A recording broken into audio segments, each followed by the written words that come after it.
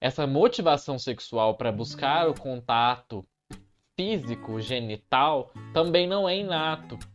De fato, quais que seriam os processos neurobiológicos que permitiriam a atração mútua entre um homem e uma mulher, que depois levaria os dois a copularem, a fazerem sexo? Será que o comportamento sexual ele é instintivo? Será que a heterossexualidade é mesmo a expressão natural do comportamento sexual humano? Sexo é somente para reprodução? Vamos responder a estas e outras perguntas aqui neste vídeo.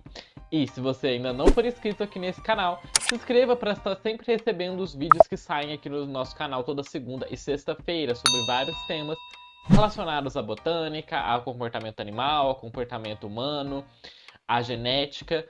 Então esteja aqui e faça parte aqui do canal Eterna Busca. Eu sou o Jordan e sejam bem-vindos.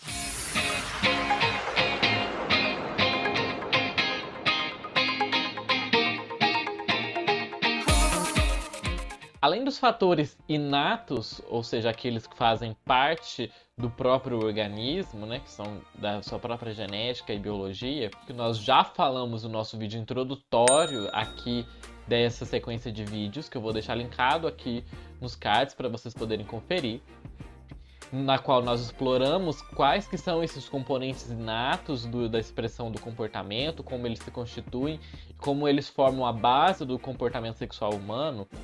Existem também algumas pesquisas que destacam outros elementos que seriam cruciais ao comportamento reprodutivo, que estes não são inatos, ou seja, eles não são instintivos, e sim aprendidos ou adquiridos. Esses elementos, que seriam os adquiridos durante o período do desenvolvimento do organismo, eles são a capacidade de reconhecer o indivíduo do sexo oposto, né, o seu parceiro, da mesma espécie, obviamente, né? A motivação sexual para buscar o contato físico genital.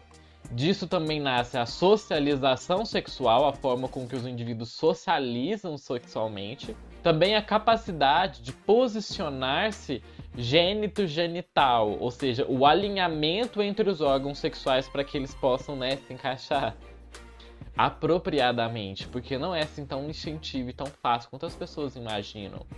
Não é nem para os seres humanos, nem para os outros mamíferos. No ambiente em que os mamíferos jovens se desenvolvem, nota-se que as suas capacidades, todas essas habilidades que nós descrevemos aqui, elas são adquiridas.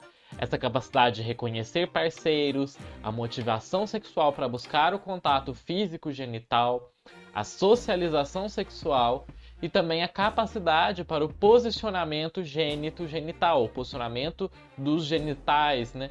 Tudo isso é aprendido durante as numerosas interações físicas e sociais com a mãe e com os seus pares, né? Com aqueles na qual aquele indivíduo vive e convive da sua própria espécie. O reconhecimento dos parceiros, ele não é inato, ele não é instintivo. De fato, né, os animais que são criados desde o nascimento por uma mãe de uma outra espécie, por exemplo, um cabrito que ele é criado por uma ovelha e um cordeiro, por exemplo, por uma cabra, eles expressam uma atração sexual pelos animais de suas espécies adotivas e não pelos de suas espécies genéticas. Se o cabrito ele for criado pela ovelha, ele vai sentir atração pela ovelha e não por uma cabra quando ele estiver adulto. Esses dados sugerem que aparentemente não há informações que sejam inatas, né, que sejam genéticas, digamos assim, relacionadas às características específicas para reconhecimento de parceiros em ovídeo, né? Ovídeo que é o gênero ali das ovelhas, dos carneiros, né? E muito provavelmente isso também acontece para todos os outros mamíferos. Pode-se notar também que não há uma necessidade, né, de codificar esta informação particularmente a nível genético, porque essas características que são morfológicas, que envolvem o nosso olfato, audição e visão para detectar o parceiro sexual, isso tudo é sempre aprendido. É aprendido como detectar o cheiro, a forma, os sons, né, e essas pistas visuais que eles deixam, que os membros do outro sexo deixam. Exceto em casos muito excepcionais, um animal recém-nascido ele está sempre em contato com os membros da sua própria espécie. Ele está crescendo com os membros da própria espécie. E ali ele aprende a reconhecer o que é uma fêmea e o que é um macho. E aí é que ele vai desenvolver a sua atração também. O aprendizado das características dos parceiros é, portanto, pré-determinado pelo contexto na qual aquele organismo se desenvolve e acaba sempre ocorrendo. Sempre aquele organismo vai aprender a identificar o parceiro durante o seu processo de desenvolvimento.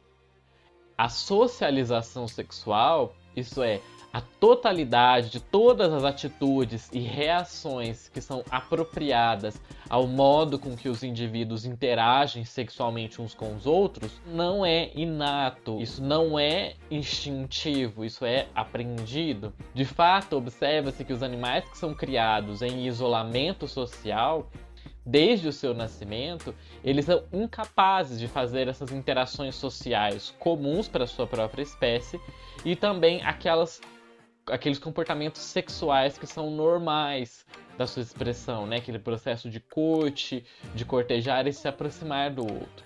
A socialização sexual, ela é aprendida durante os muitos e frequentes jogos, né, brincadeiras sexuais que os mamíferos jovens participam durante todo o seu processo de desenvolvimento. Essas atividades lúdicas, essas brincadeiras, elas são frequentemente repetidas porque elas reforçam aqueles padrões de comportamento que nós vimos descrevendo aqui. É elas que vão fundamentar o nosso processo de atração pelo outro, nosso processo de como se aproximar do outro e como sentir prazer também. Essa motivação sexual para buscar o contato físico, genital, também não é inato. De fato, quais que seriam os processos neurobiológicos que permitiriam a atração mútua entre um homem e uma mulher, que depois levaria os dois a copularem, a fazerem sexo? De acordo com o conhecimento atual, pode-se explicar o reconhecimento do parceiro, via, por exemplo, o sistema vômero-nasal, entre outros, de outras espécies, né? E também o estado de excitação sexual por meio dos feromônios e hormônios. Porém, não é possível explicar o ato de procurar o parceiro e nem a cópula em si. Os feromônios sexuais, eles permitem o reconhecimento do parceiro do sexo oposto. Eles também induzem um estado de excitação sexual por conexões entre os receptores olfativos e os neurônios GNRH, que controlam os hormônios sexuais. Porém, se nós pensarmos que, a partir do momento em que o homem e a mulher estão nesse estado de excitação, qual que seriam os processos fisiológicos e neurológicos que levariam eles a fazer a cópula? Pode-se imaginar que poderia haver conhecimentos inatos, representações ou então sequências motoras específicas para o acontecimento do coito vaginal, a penetração do pênis na vagina. No entanto, nenhum dado atual possibilita provar ou mesmo explicar como é que esses fenômenos cognitivos tão complexos, né, quanto o conhecimento e a representação que a cópula exige da estrutura mental, poderia ser codificado nos nossos córtices associativos. Como é que essa imagem mental de como deveria se fazer o coito, né, como se deveria se fazer o sexo, como procurar o parceiro, pudesse estar nos nossos processos cognitivos instintivos.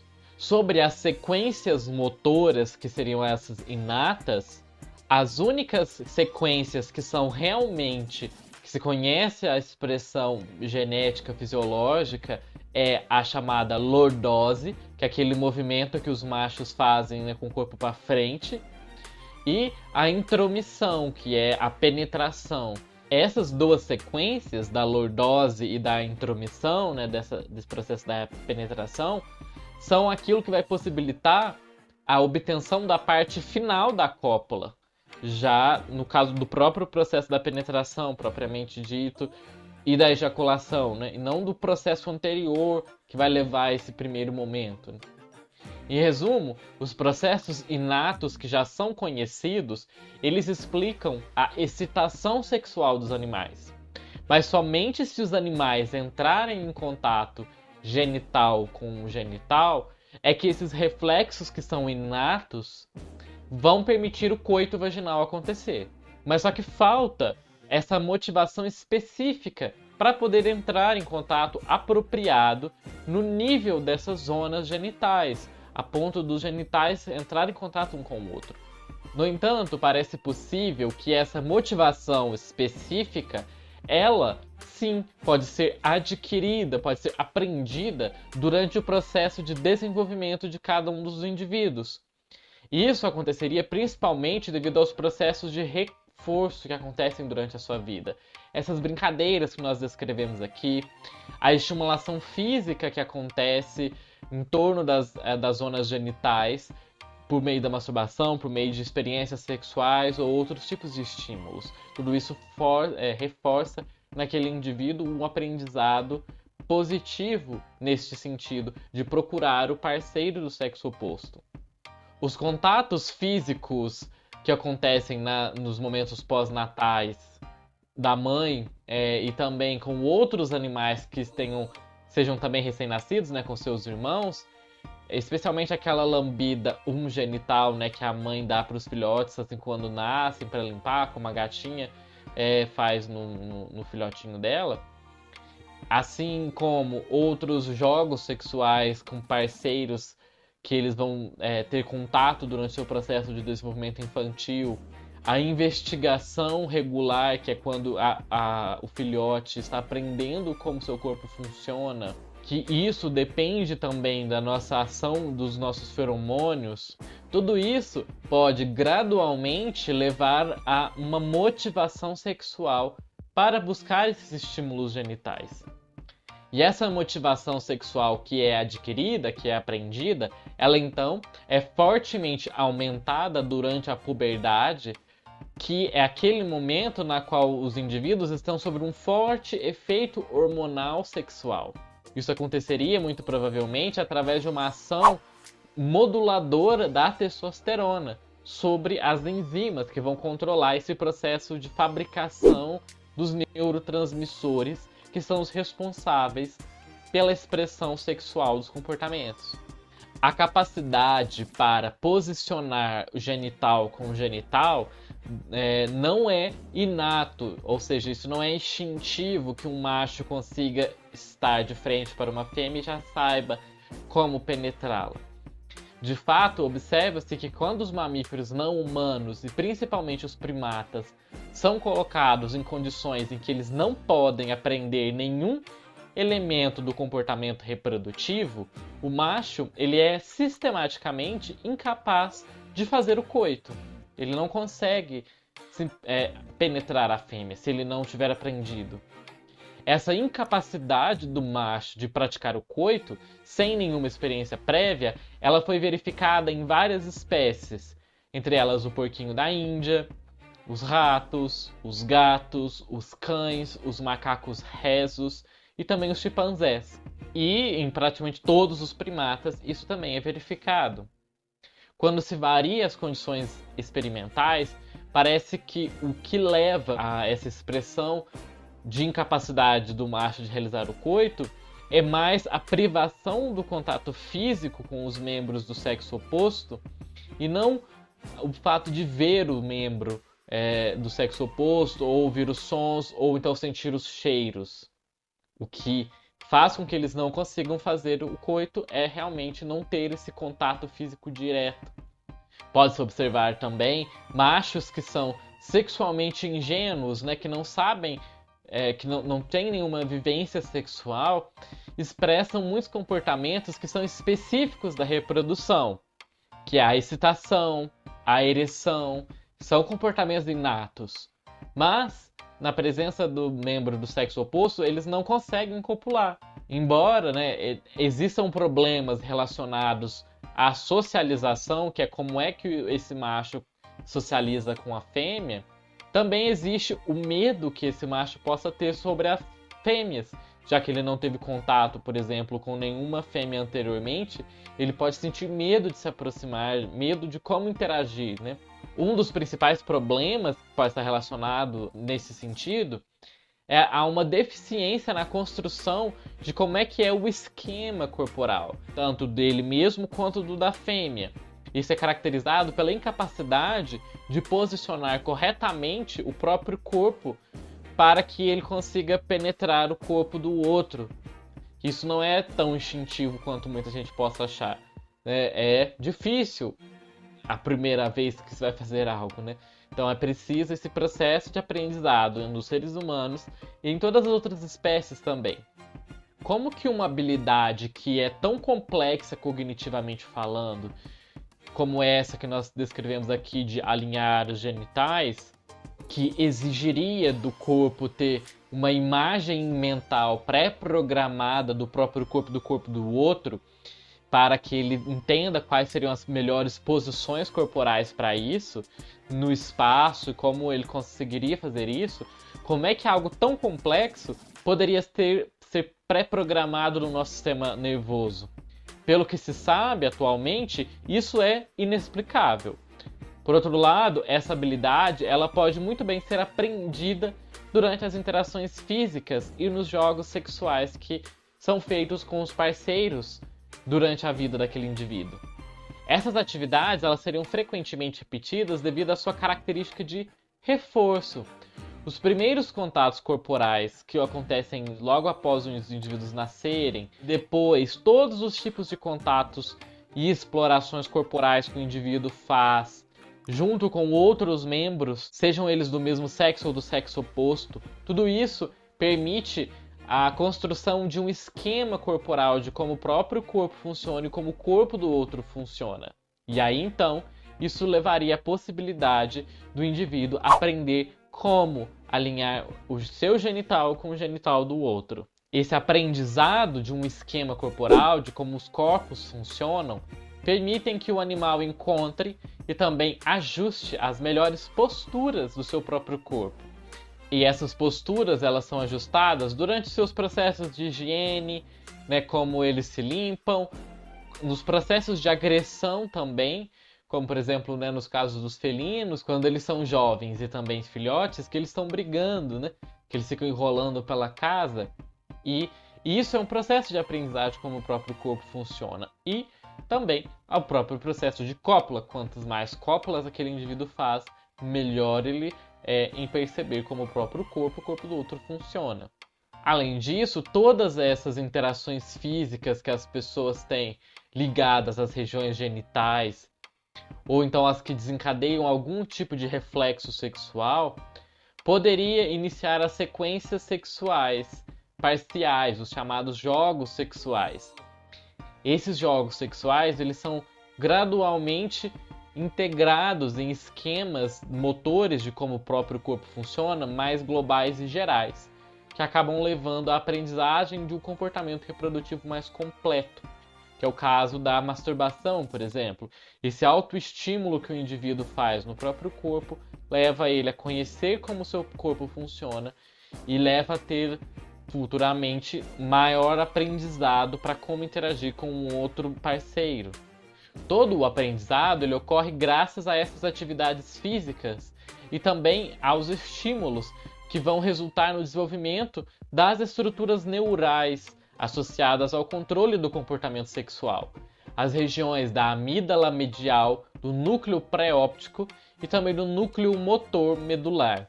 O controle exercido sobre o comportamento reprodutivo por essas estruturas, ele não é, portanto, um controle inato, instintivo. Ele não é plenamente dependente de uma organização genética ou hormonal que diz como essas estruturas vão se comportar. Esse comportamento, ele é sim fruto de um controle que é adquirido, que vai sendo aprendido conforme o organismo se desenvolve, conforme o indivíduo se desenvolve.